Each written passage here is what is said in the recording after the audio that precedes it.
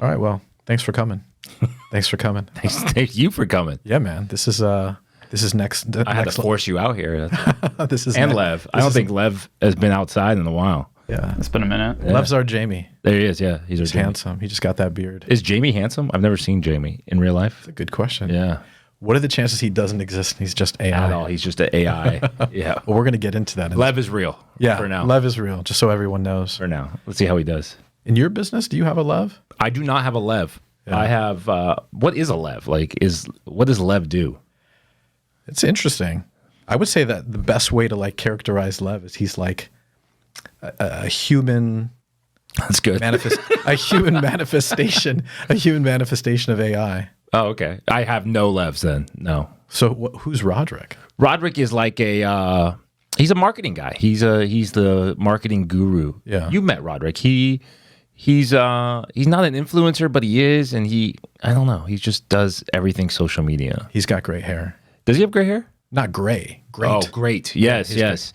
He's He competing. does. Yeah. Who would win? And a funny fact about him, he doesn't get a haircut at a barbershop, if you haven't noticed. His sister is the only person who cuts his hair, and she does not live here. So he has to wait for her to cut the hair. Yeah, so he just grows it out. Interesting. Huh? Yeah, wow. I was like, dude, I'll buy you a barber. Yeah. We can go to a barbershop together. And Yeah. I'll pay. It's another business to add. Yeah. We'll start a barbershop together. No, and that's not enough money. What's the ROI in a barbershop? It's definitely not. It's all labor. Yeah, it's all labor. It's all labor. It's all overhead. I saw a cool app that barbershops are now using called The Cut. Have you seen that before? No. It's great.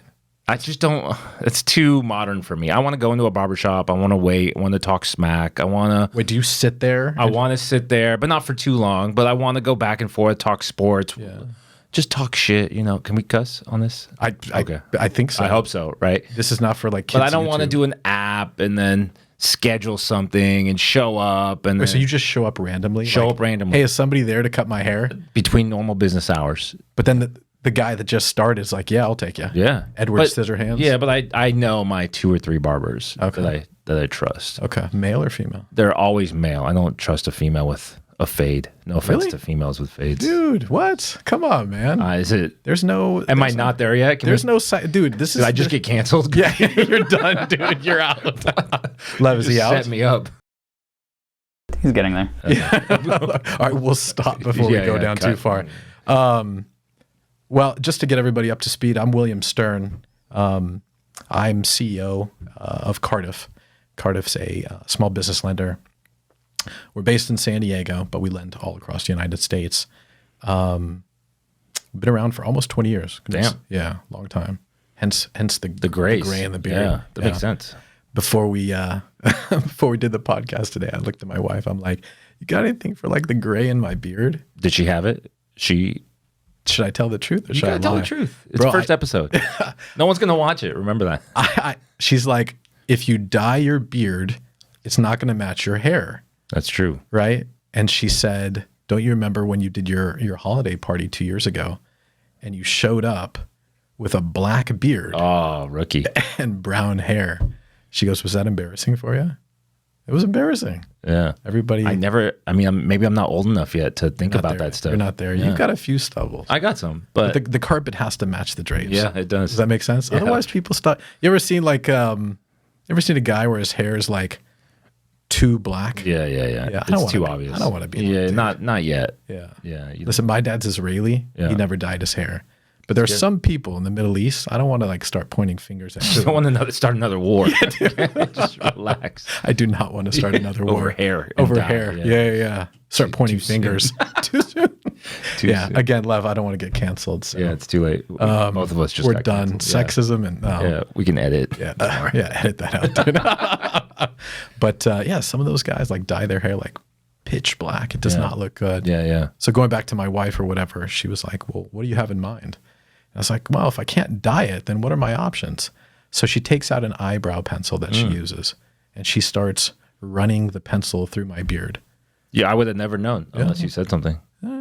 Looks good. Looks okay? Yeah. What would you say? You just saw me first time. I would just say you're 40? Yeah, 40. Can I get 40? 30s, 30s. 30s? High 30s, yeah. All right, dude. I'm buying lunch then. Wrap it up. 37. Wrap it up. We're 37. done. All right, we'll see you guys next time, That dude. was it. 37. Let's go. Let's go. But you've been in business for 20 years, so the math just wouldn't vibe. So I would say you started the company at 20. I started the company at 24. Wait, how old are you? 44. Wow. You started at 24. Yeah. That's pretty impressive. Yeah. We're going to be celebrating our 20-year anniversary April of next year. Damn, good for you. Yeah. That's not bad. And no challenges throughout the last 20 years? It was super easy. Super smooth. I've actually been vacationing the whole time. Yeah. I think I asked you when your last vacation was, and you were like, I can't remember. I can't remember. I'm so excited. This Thanksgiving, generally, we go away twice a year when an economy's good. Yeah. We go away during spring break, and then we go away during Thanksgiving because I don't like Thanksgiving food. Yeah. Do you like Thanksgiving food? What is things like turkey? Like I don't like for turkey. some people, yeah. I like the pies. The pies are good. Always good. Stuffing and stuff like that doesn't really tickle my fancy. Mashed potatoes don't do. Yeah. Turkey, dark meat, a little bit. That's it. And some pie, beer, wine. Yeah. That's it. That's all I need. What about the roast, the prime rib? I don't think we do the prime rib. I think that's for rich people. Okay. I think you go Yeah. turkey. We definitely do not do prime rib at my. I want Sounds to. like you do prime rib. All right, so Sounds like all right, so yeah, all right, so then we got to the truth. Grandma There makes we the go. prime rib. Yeah. It's like $300 for prime rib. Really? Yeah, dude, I'm not. I don't think we've ever had prime rib. It's good. Yeah. It's good. Yeah, You it's like stand it up and you put it in one of those infrared cookers and you like wrap some garlic and it's good. Yeah. It's good. Maybe I'll have grandma come cook. Your grandma. Yeah, that's the thing, dude. She's always down. Yeah. This is like how grandmas earn favor. Yeah. Right? They're like they make their way. Yeah. Like they navigate their Nah, way it's to like good. the kids through food. Yeah. And buying presents. Yeah. I'll take it. Grandma. Why can't we go to grandma's? Does she want to adopt me or no? No, she's got plenty of okay. space in her heart to adopt. Okay, cancel. No, you're not. Dude, my sister was cancel adopted. it. No, I meant like cancel that request. Oh, cancel the request. yeah, You don't want yeah. to get adopted. Yeah, not Do you know a lot about Judaism? No. I mean, enough. Well, let's go. Yeah, enough. Let's Probably go. more than the average. Yeah. You're Egyptian? Yeah. I'm Egyptian. Yeah. Okay, cool. We're neighbors. We are neighbors. Yeah. Sometimes. There's a peace agreement. Relax. yeah. For now. No, it's fine. All right. Let's stay back on track. Yeah, back on track. We were So talking 20 about years, no challenges. No. We were talking about an eyebrow pencil. Oh yeah, that too. Yeah. So yeah. You Well, can't tell. Okay. Yeah. But yeah, 20 years in business, started when I was 24. People are always like, how did you start the business? And I'm like, dude, don't ask me that. Yeah. Why did you get into that field? You really want to delve into that? Yeah, for sure. So originally, after graduating from college, I wanted to go down to Argentina and work for this think tank, this democratic think tank. And I remember that I think it was 2001 or something like that, the Argentine economy had like collapsed on itself, which it does like every 10 years. Yeah. It's like a socialist country. Nobody wants to work. Very much like Spain, like or Italy, right? They just kind of like want to enjoy life. And so it like collapsed upon itself. So I was like, well, screw that. So I had taken the LSAT, right, which is like the law school entrance exam. I guess we're being truthful on this podcast. I had taken it twice. I scored okay. Like all the top tier schools that I wanted to go to, University of Michigan, denied. Berkeley, denied. UCLA, denied. And I got into like second tier type schools. Like I got into like Loyola Marymount, you know, schools like that. And I'm like, well, maybe this is the gods telling me that I shouldn't go and go down that road. Yeah. So a buddy of mine who was getting his master's in chemical engineering at UC Irvine's like, come up to Irvine. There's going to be a job fair. Come live up in Orange County. You're going to love it. You know, because I'm from San Diego and I'd never left. So I went up there and I got an interview and ended up getting a job in commercial finance. And I loved it. Nice. I loved it. It was great because it was salesy. Yeah. Like, you know, kind of like investment banking at my age or at that age at the time, I should say. Like, you know, you're cold calling middle market businesses. At that time, it was like businesses with revenues between like 50 and 150 million. It wasn't, I mean, it's like decent businesses, right? Decently scaled businesses. And you're calling them, you're speaking to the CFO and you're saying that like, hey, I've got this offer, right? You probably have some lending options, right? You've got, you know, your banks that you go to for your capital needs, but we're a third party lender. And, you know, maybe you've heard of us. The company was called Balboa.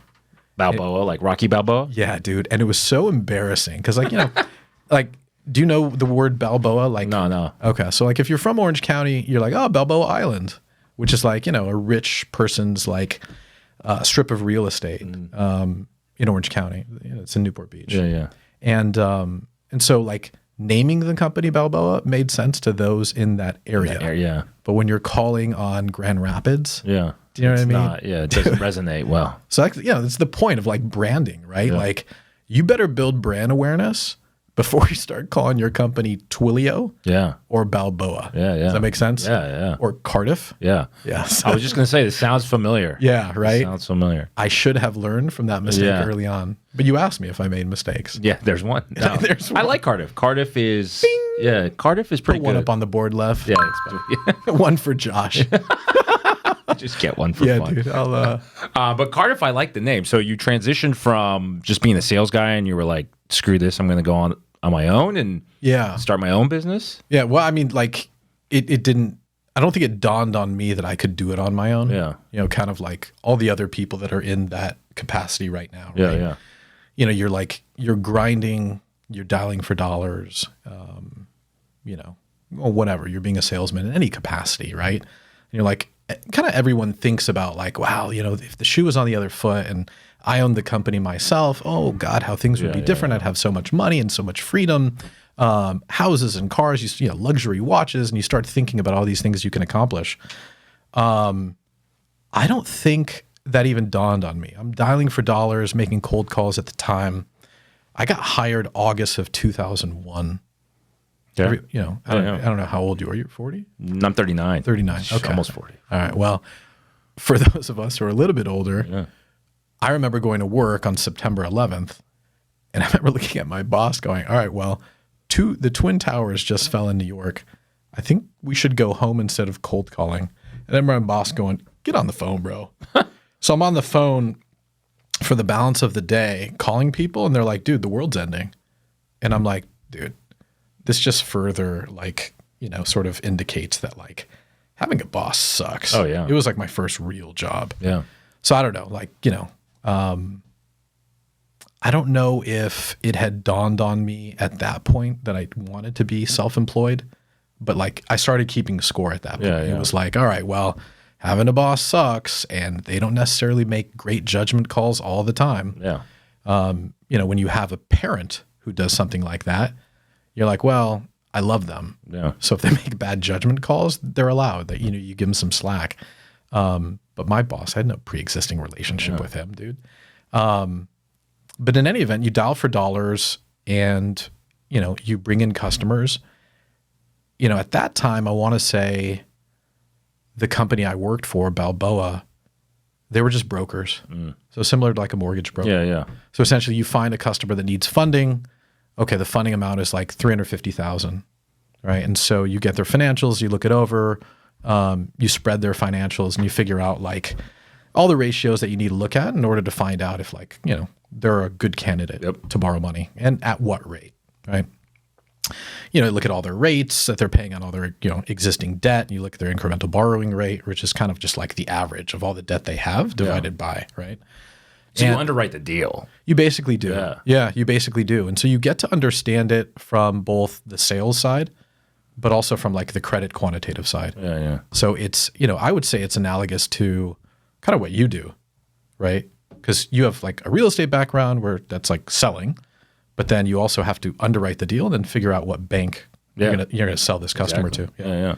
And that's kind of what we did. I mean, it's really like the comparison between the two industries, commercial finance and real estate, is exactly the same, right? Yeah. You have an asset, right, that requires funding. Yeah. Right. And so you end up spreading the financials and then you syndicate the deal to a bunch of different banks. Then you kind of like pick and choose, just like real estate funding, right?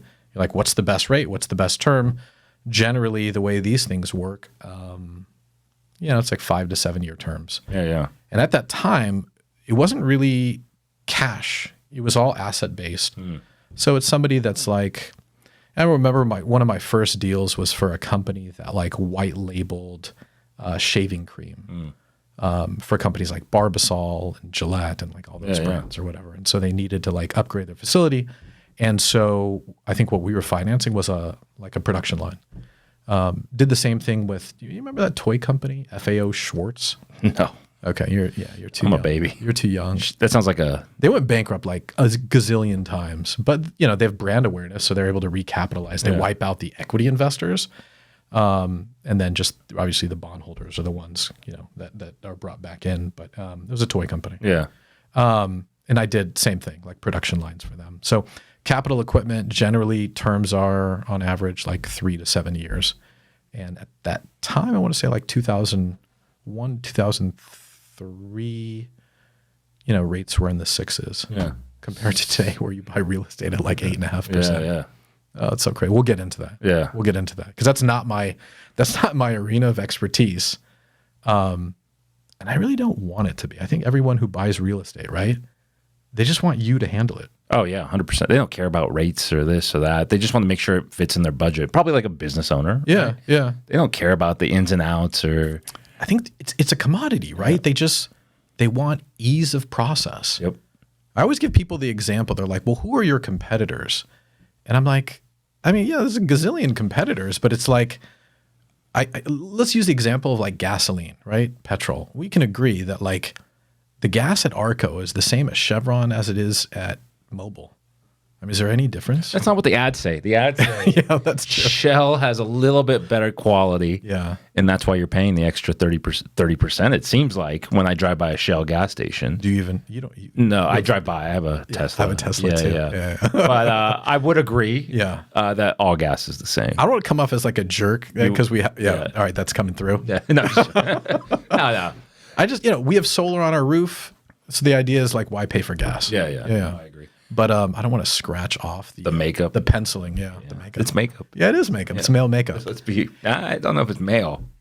Ish. Yeah. Ish. It's on a male currently. Take it easy, Lev. I can hear you laughing from here. Yeah, you're mic'd up. Yeah, Be dude. careful. He's your boss still. Yeah. I hit the mute button. It's fine. Yeah. All right. So 1 point for Lev. We'll throw it up on the board. Ding. Who's keeping track? The camera. Yeah. In post, we're gonna add those dings. Yeah. But at the end of the day, all gas. It's like you said. It's a commodity, and people just want the fastest, reasonable service they can get. They're not out here gonna make a U-turn to save 2 cents per gallon. There are people who wait at Costco for a long time. That's grandma. Grandma. Yep. Is that your? Yeah. That's my Yeah. grandma too. No. It's a different generation. Yeah. Yeah. I don't know. That's not me. Yeah. Even if I had like a gasoline car, that wouldn't be me. I think it's all about convenience. I think, the same holds through with what we're talking about, right? Or the same holds true with what we're talking about, rather, which is like, if you're a business owner, you're looking for convenience. Yeah. And sort of kind of like closing the circle on my story and what we do. I knew that my sales pitch to these middle market companies, I knew it was good. Right? Like I'm a good salesperson. I can finally like agree to that. Yeah.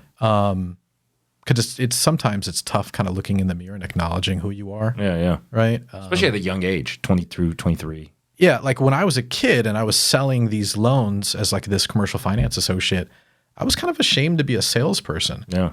When I was talking to people on the telephone, I would tell them like I'm an analyst, right? Kind of like investment banking, same thing. When they're dialing for dollars, they're like, well, I'm an analyst. It's like, dude, you're a salesperson, right? And they get paid differently. And so kind of like what I realized working at that company was the spread between the buy rate and the sell rate on an asset of that size, there's a lot of margin, right? There's a lot of margin. And so, for example, right, we're talking about rates back in 2001, which obviously is 20 some years ago. If you have an asset that's whatever, let's say $500,000, the spread between 6 and 6 3/4 over 5 to 7 years, right? That's a lot of interest. Yeah. And so the way it worked was you'd sell that deal, you'd get the deal done with the vendor to deliver the equipment, and then this company enters a contract, this loan contract. But I think at that time, if I remember correctly, Balboa was brokering these transactions. They weren't capitalized well enough to be able to hold that type of debt. Even if they had like a warehouse facility to like fund the deal, then they were just selling it off. They were selling it off. I think as they got more mature over time, they had like these long-term debt facilities and then could eventually, right, turn it into a bond, right, to kind of offset that cost up front. But I just realized that, like, dude, there's money to be made here, and it's not something you have to be ashamed of. That there's profit in your business. Yeah.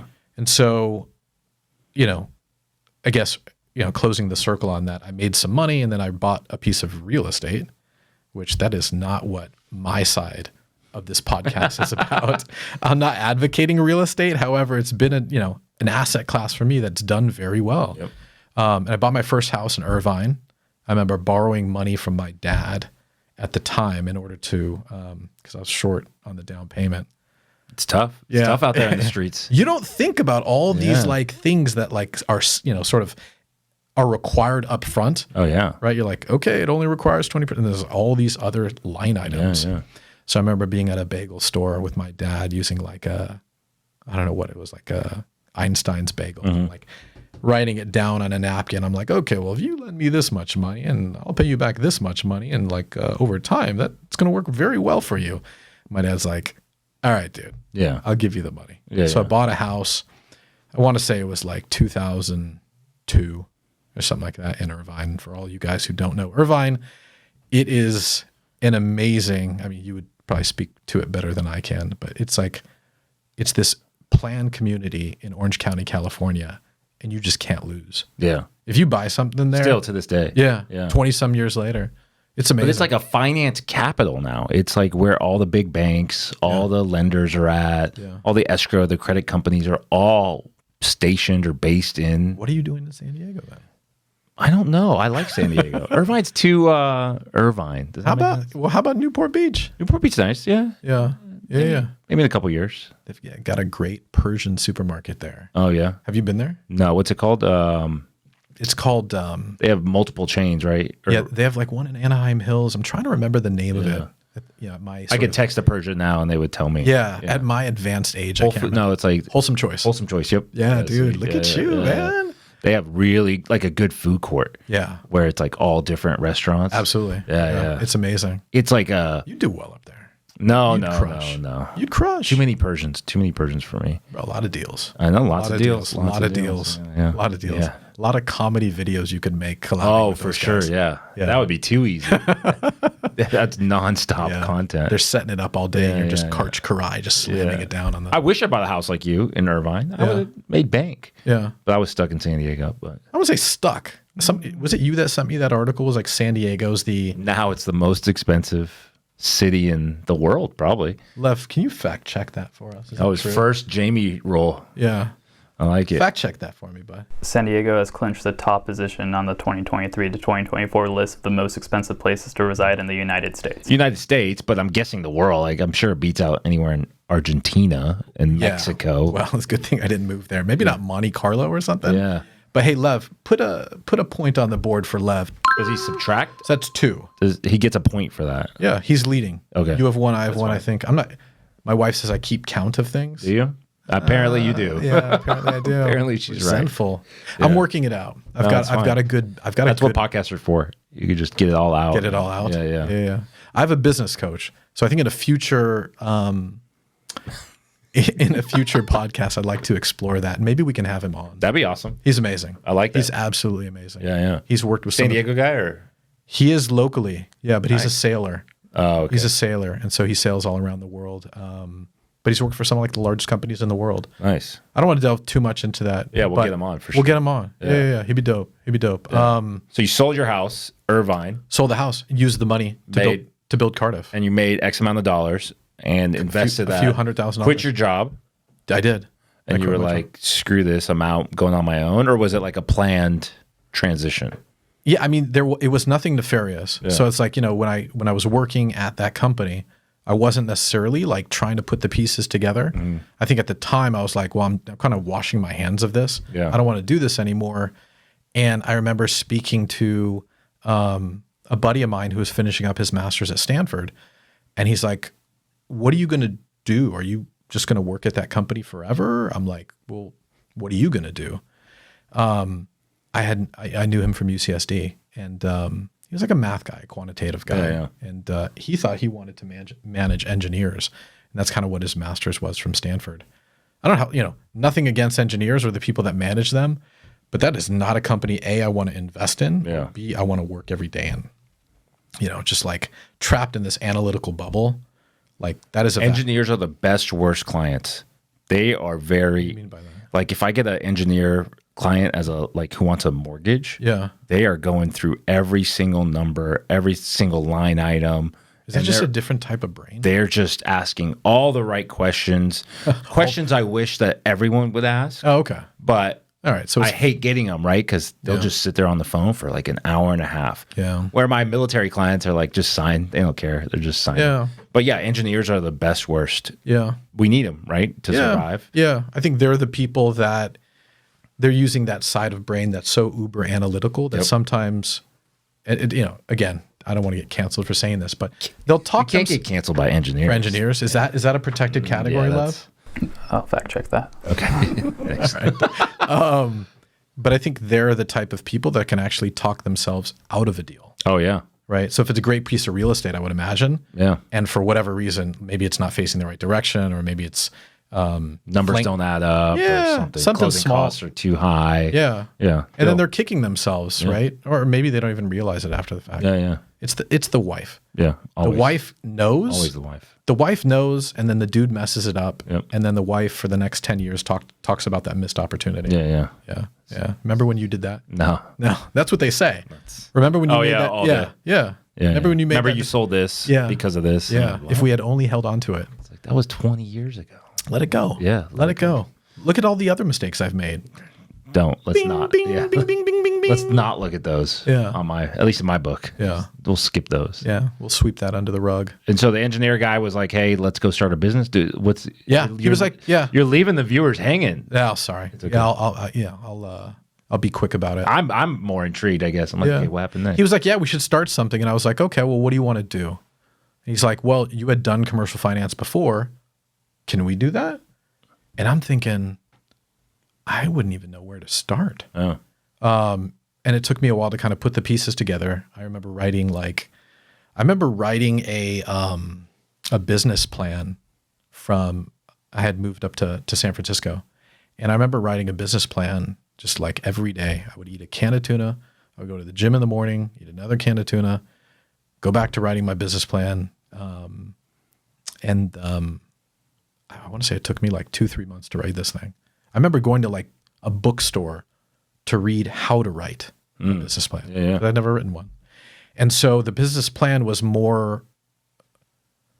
less about me necessarily architecting or like mapping out how I was going to accomplish this goal, but instead was more along the lines of, can I present a business case to these banks that I'd worked with, right? Demonstrate like that I've got half of a brain so that they'll work with me.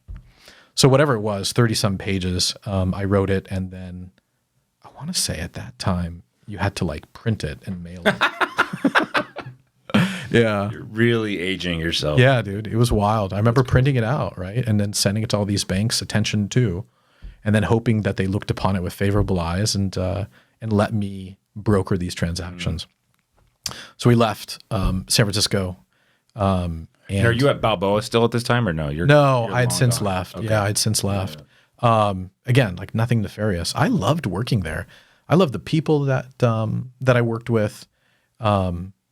And that's the thing. Like if you're leaving a business to start your own thing, you want to leave. There's a thing called a stress productivity curve where it's like, don't be overstressed, right? When you leave, right? Like that's the wrong time to leave. Yeah, yeah. Like leave when you're productive, leave when you're happy, leave on good terms.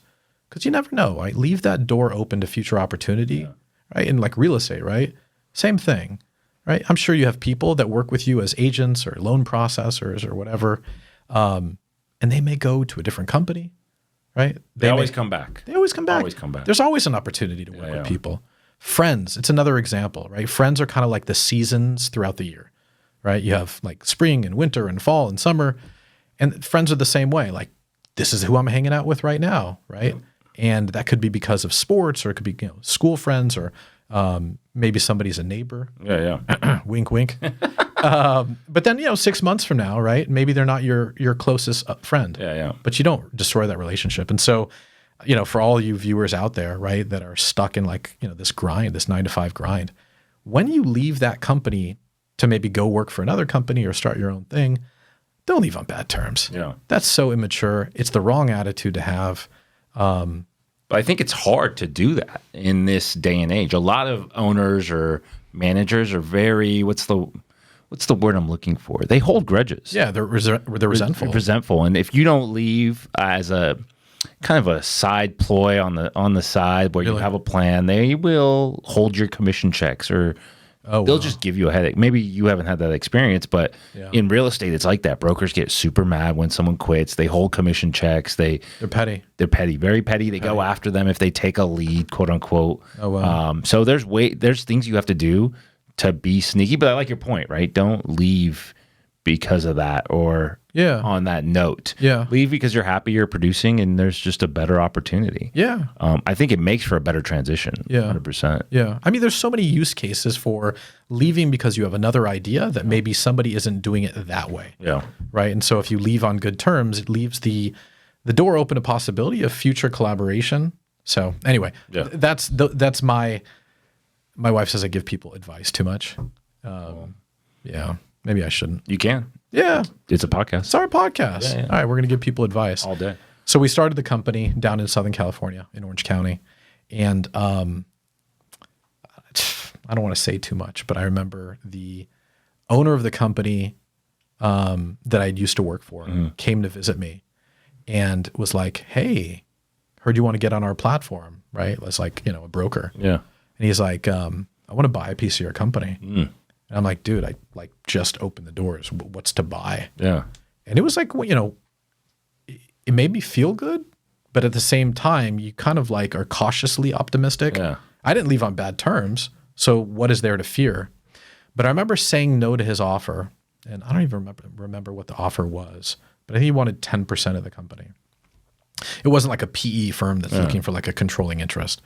But he wanted, I think he wanted 10% of the firm. And I don't remember what the dollar number was. It wasn't super attractive, which is why I didn't take it.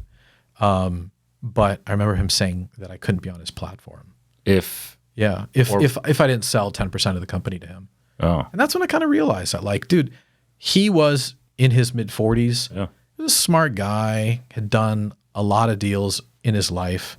He had built that company, taken a sabbatical, went to London School of Economics to get a graduate degree. He was a smart guy. Yeah, yeah.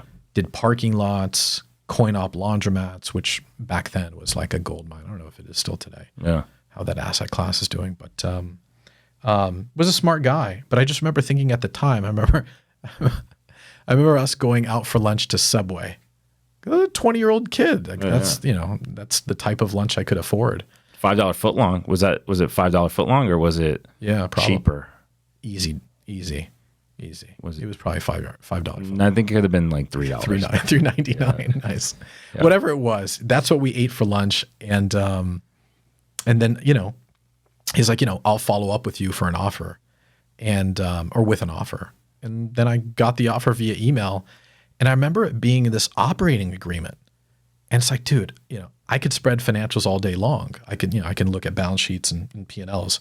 I can look at, SEC filings and, that type of stuff. But I had no experience of reviewing operating agreements. Yeah. So I remember sending it to my lawyer at the time, who was probably just as young as I was. I'm like, what do you think? A buddy, yeah. Yeah, because that's what you do at that age. And he said, I wouldn't let my worst enemy sign this. Damn. Yeah, real talk.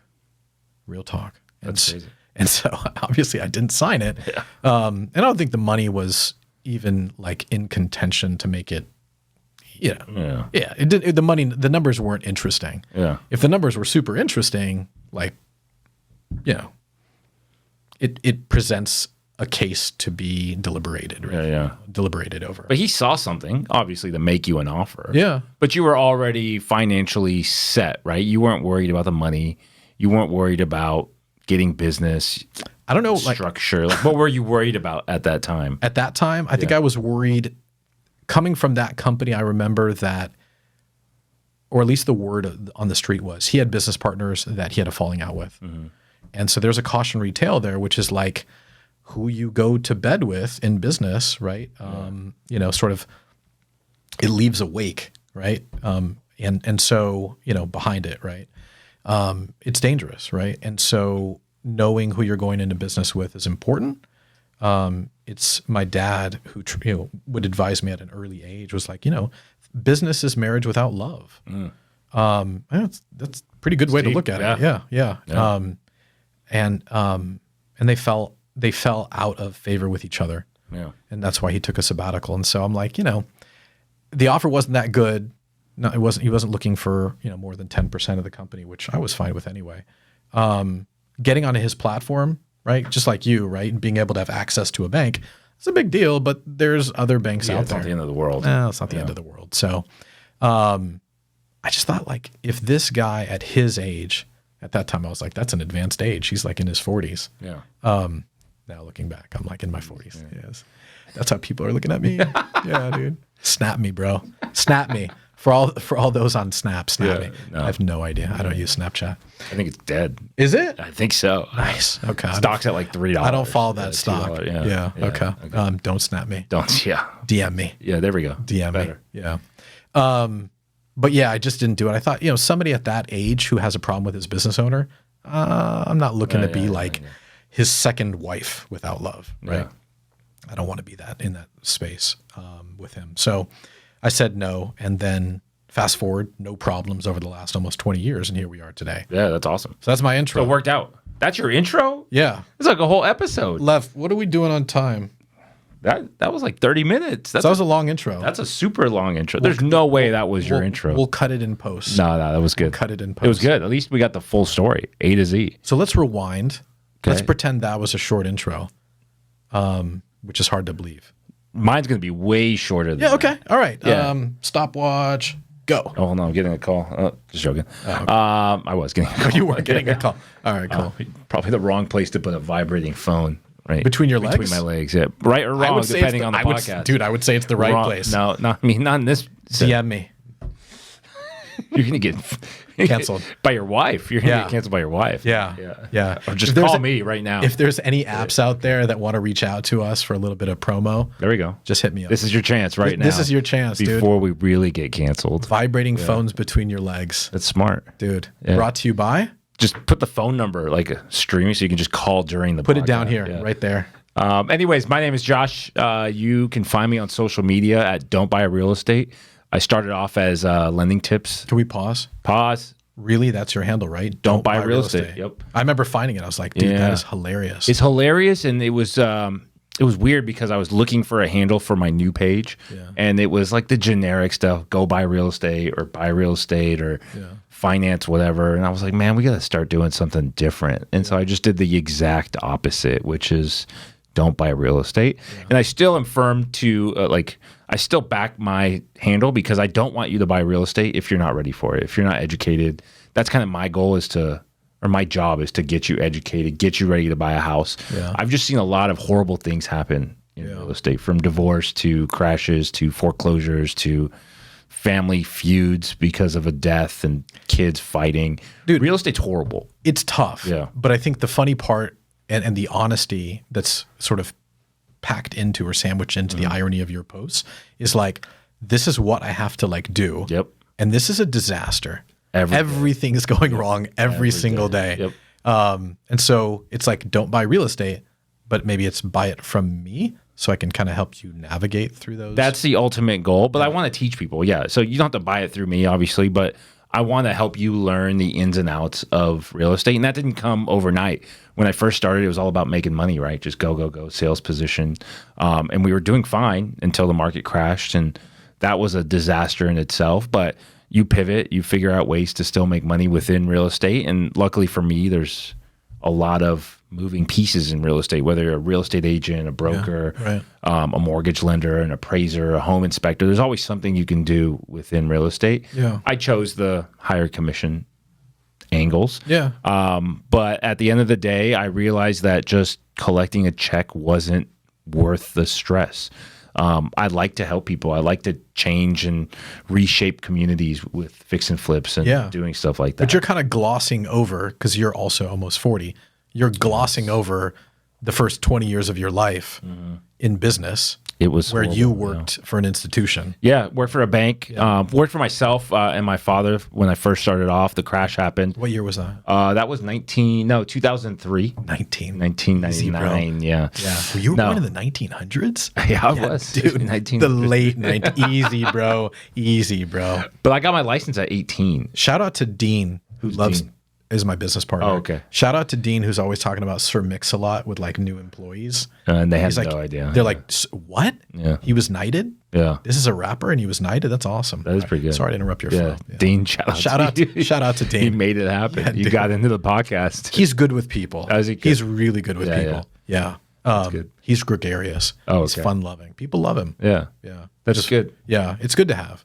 Yeah, especially with a guy like you, like it's opposite. Yeah, right? dude, I am. Yeah, no, he's good with people. Yeah. I forgot what we were talking about. Oh, crash happened, pivoted, went to a bank, worked at the bank because they had leads, right? Yeah. Something that everyone in my industry needs is leads, and the bank had millions of resources and leads coming in constantly. Yeah. So I went to a bank, did mortgages there for 6 to 7 years, worked my way up the ladder. And this is in San Diego? This is in San Diego. Okay. And then we ended up parting ways after 7 long years. And like you, I was starting to learn the ins and outs of the mortgage industry. Right. And I was like, man, there's some money here. Like, but did you leave on bad terms? I did not leave on bad terms. It was just, I mean, it was time to go. 7 years is a long time. Shout out to William Stern for like the good life advice, right? Yeah. No, it's good. Yeah. Yeah, dude, don't leave. But I wish I would have left on bad terms. Like, it wasn't as exciting. Like, I was just like, hey, I'm quitting. And what did they say? They were like, you sure you want to do that? Like, you have all this stock. Did you get pulled into an office? Yeah, like big office, 2 or 3 people. Yeah. And they're just like, you have this much in stock and this much in like salary. What was the stock at? Do you remember? At that time, I don't remember, but I had a lot of shares that weren't vested. So let's talk about that real quick, like options wise. Yeah. So like you're doing well at the company. Yep. And is that their way of like getting their hooks in you? Yeah, hooks. Just offer. Yeah, right. They're not necessarily offering you the full upside that you think you're worth. Yeah. So then they're getting you a stock options, right? And I forgot how the stock options work. I think it's once like a third every 3 years or something along those lines. Where that's normal. You just keep working. But that's the plan, right? Yeah. They're like making you reach these milestones. Yeah. And then I think once you reach those milestones, right, those large companies, they're just moving the goalposts. Exactly. Right? Yeah. Just to keep you there. Yeah, yeah. And it happens at large companies, right? Like Google and Meta, and I'm sure Snap, though. I think you want to stay away from. Yeah, they're probably. This is not like financial advice, right? I just want to make sure that Stock advice. No, dude, I am not licensed to give like financial advice. Yeah. Nor you licensed in general? I am not licensed. Cardiff is licensed. Okay, good. Shout out to the Department of Financial Institutions. There you go. New York as well. Yeah. You're just dropping all the shout outs. Put the link in my bio, dude. Don't do that. Yeah, dude, leave us alone, dude. Yeah. We're trying to stay under the radar. Yeah, absolutely. Long story short, worked at the bank, and then I realized, hey, we can do this on my own. Yeah. And so I did. But was it on your own? On my own, 100% on my own. Got my broker's license while I was at the bank. It was like a 6-month transition. No one really knew what I was doing on the back end. So you were plotting? Not necessarily plotting, but I was preparing to just move out of the house. Murder was the case, bro. No more mom and dad. Like, I considered working at a bank with like a good foundation system. You were living at home. Yeah. Like, that's how I felt. Like, you just show up, you get paid. Were you texting your customers or were you slacking them? I was back then. Yes, we were texting a lot. Yeah. We had a text service. It was game changing. Shout out to the TCPA, bro. Yeah, it was good. Yeah. But it was mostly emails, calls, all day. Yeah. I had a team of like 25 loan officers. That's just wild. Going. And they're dialing for dollars. But it was easy. It was warm. It wasn't So what are they doing? They're calling customers of the bank? Calling customers of the bank and saying, hey, let me hear the pitch. We would have a credit, like I'm sure you guys have that too, where you would monitor their credit. Yeah. So if they pull a mortgage inquiry, we would call them right away and say, hey, you interested in buying a house? And they'd be like, oh my gosh. So it was like a trigger. Yeah, they'd be like, oh my gosh, how'd you know? Well, hold on. Treat me as if like I'm the wealthy individual that you're calling. First of all, they weren't wealthy, but interesting. Yeah. Okay, They were just what size loans were these? These were $400,000 or $500,000 mortgages. It's not like these aren't jumbo. No, we had jumbo clients, NFL players, stuff like that, but it wasn't. You were talking to a third party at that point. Interesting. When they're football players and TV stars. If we're talking about the same bank, I thought like their notoriety, they claim to fame is jumbo. Yeah, they are, but they had a whole jumbo division that's not yours. Handhold. Yeah, we were. Okay. Well, give me We the were pitch. retail. Give me the pitch. I don't even remember the pitch. The pitch was. I want to hear the pitch. I don't remember the pitch. I think people listening to this podcast. I have no pitch anymore. My pitch now is don't do it. Or that's my pitch. Don't buy real estate. Yeah, are you ready to do this? Yeah, And they're like, what are you talking about? Yeah, we've been saving. I go, you sure? The interest rates are 8% right now. Like, dude, but it works. Put that video right here about from your Instagram where it's the permit one. Oh yeah. Where it's like, dude, sorry, you're gonna need a permit for that. Yeah. You need a permit for that. I got to know this yesterday from the city stating that I had the wrong dumpster on the property. So the city has a contract with a certain dump, so I can't have a third party dump on my property, and they gave me a citation for that. Had no idea. Whoa. So I had to get it removed within 24 hours and put a proper. But it's not like Edco dump on my. Oh really? Yeah. So shout out to Edco if you want to like support this podcast. That's crazy. They got it on lock. So, but you were ratted out. Someone, yeah, they don't just drive by. No. Yeah. They don't have the money to do No, that. they don't have the resources. Somebody that's your neighbor. Yeah. Neighbor is like looking over the shrubs. Yep. Like looking for something. Looking for something. Which if it's just a container, I'm okay with. Like if that's all they got. They're like, edit. We got to edit that one out for sure. Get that out, dude. Yeah. For those of you that don't know, right? I think if you're adding new windows. In certain cities, you need a permit for that. That's wild. Paint and windows in this specific. When we were chatting about this, I thought, like, are you worried about getting in trouble with like an HOA? No. It's not the HOA. This is like legitimately the city. Yeah. They'll slap a fine. Yeah. They'll slap you. Shout out to good neighbors. No, horrible. Like a good neighbor. State Farm is there. State Farm is there. Holler at us, State Farm. Yeah. So anyway. So long story short. Yeah, dude. Now I'm on my own. I do mortgages, real estate, have a small team. We do fix and flips. We have a long-term portfolio of rentals across the country. Yeah. We tried to do property management, but that was just too time-consuming. But we did everything real estate. So you name it, from finance to helping you find a house to helping you remodel your house and sell for a little bit more to buying your shitty house and making it as smooth as possible for you to get out of you have a death or something or a divorce. We're here to pay cash and kind of help you streamline your life. Yeah. And then we fix it, flip it, make some money all the day. But so far, on my own has been great until the last couple months. We've seen a nice shift in monetary policy. And that's just the interest rate environment. Standard. Yeah. I guess it happens all the time, but not in the last 10 years, 12 years. It's weird. Like I don't remember inflation ever being this out of control. Yeah. I don't mean to like steal the thunder from your intro, but no, this is going out to dinner with your kids nowadays is like $100. I went yesterday after baseball with my kid. I took him out to a restaurant and he ordered a burger. I ordered the same. We ordered some soda water because we don't like to drink sugar. And it was $70-some plus tip. For the two of you? For the two of us. There's no way.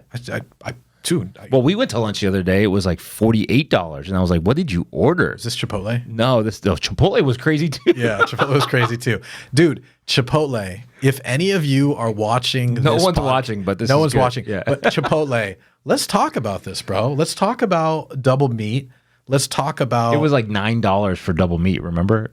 It was like crazy. It was $5. It was like an extra $5 for steak. The whole thing itself was like $13 plus the $5, and we got guac. Yeah, it just started to add up. Yeah, it was wild. Yeah. It was wild. It was. But it's inflation, right? It has to be. Well, I think it's inflation and an excuse for restaurants to kind of raise their prices. And that's the thing. I mean, we finance restaurants every day, and in looking over their financials, I don't think they're as profitable as you might imagine. Yeah. Not a whole lot of people are dining in. Yeah. You still need to staff up to deal with the takeaway. Yep. Right. And they're being forced or sort of pushed into a corner with their suppliers. Yep. I know the cost of meat has like doubled since COVID. And then you have all these sort of ancillary like supplies, like bags and napkins and straws and those types of things. And those have skyrocketed. And like all of these companies that produce this stuff, I mean, they have a monopoly. Yeah. So it's like, well, if you don't want to buy our toilet paper, or whatever, our paper products, our plastic products, who are you going to buy from? And so, these restaurants are passing along their inflation to us. Yeah. I don't know if they're crushing it. I don't think they're crushing it. Restaurants or the suppliers? I think food service wise, I just don't think like U.S. meat. Is it U.S. meat or whatever? U.S. Foods. U.S. Foods. They're killing it. Are they? They're killing it. Shout out to U.S. Foods. They have sports boxes in every stadium, like a stadium box for all, like every single stadium. Yeah. They have a box in there for their. Okay. So they're killing it. Yeah. They're making money there. But there's consolidation in that market, right? You have like these individual companies that do it, and they just at rough times they get rolled up. Yeah. They get rolled up, and like you know, this inflation sucks. Yeah. This inflation's making it desperately difficult to, first of all, for our business, right? We want to pass along savings to customers. There's no point in us price gouging customers, right? Like, if you price gouge a customer, they are not going to come back. Yeah. And I've got a story about that from my childhood working at Nordstrom. But we'll get it, come back to that later. But it's like in some businesses, like retail, you'll pay. I'm just going to roll with it. You'll pay to buy a luxury item because it makes you feel a certain way. Yep. But I think when you're buying paper and plastic products for your restaurant, that doesn't make you feel anything. And I think with debt, for what we provide, it's a commodity.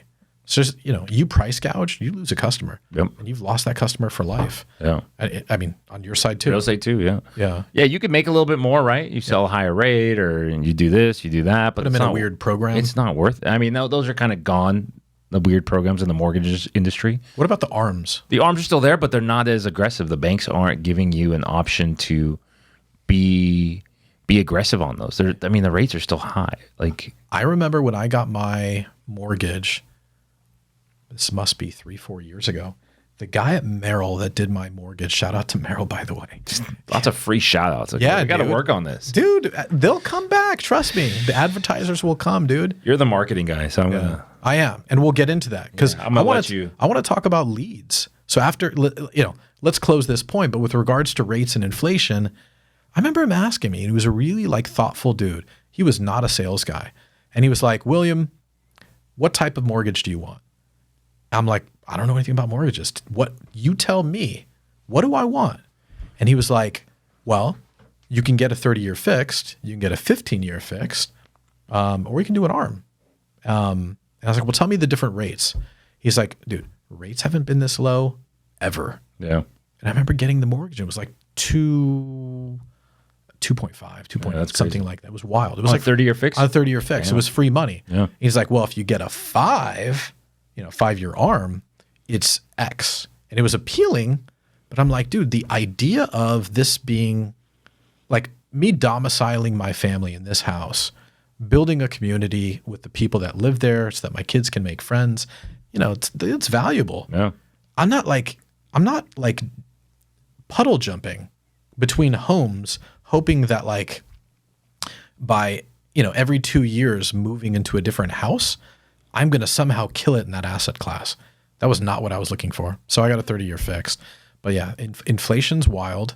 That same loan today, 2000, what year is it? 23, end of 23? Almost to 7.5%. So it's funny. That doesn't sound bad. That's huge. Right. It doesn't sound bad. It doesn't sound bad. Between, I'm not a math guru, but 2.5 to 7.5, that's 5%. That's no one. 500 basis You're not points. buying a house right now. You're probably like, no thanks.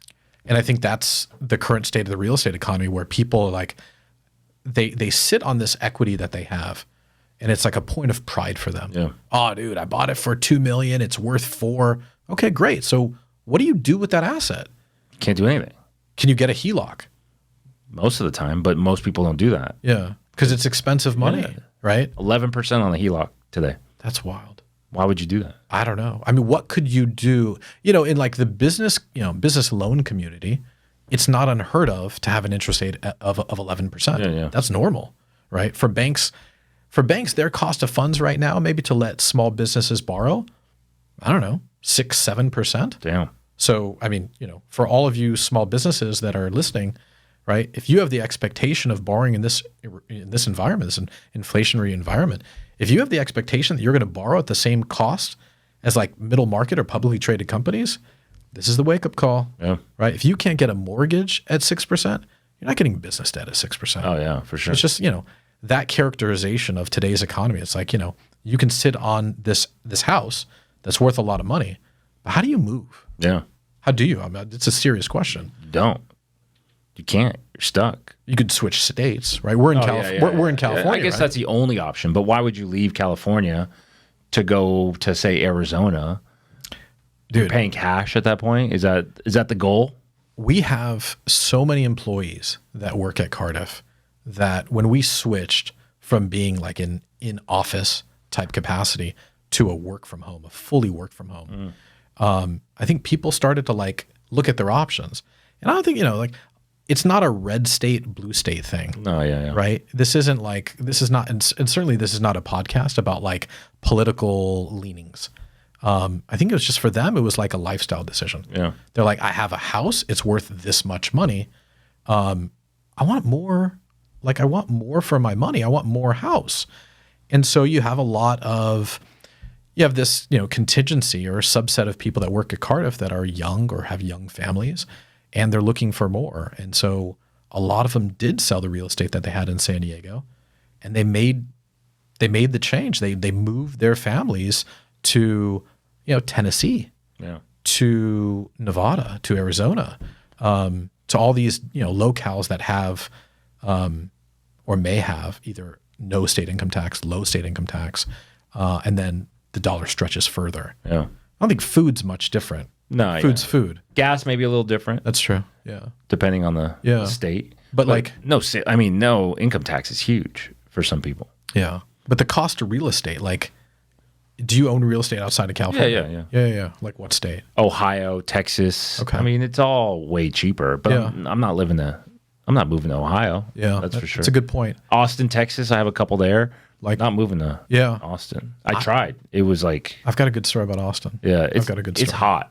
It's hot. Yeah. When it gets hot, it gets hot. When it gets cold, it gets cold. Oh, I thought you meant hot like it's a hot real estate market. No. It's hot. Lev, is that a growing market?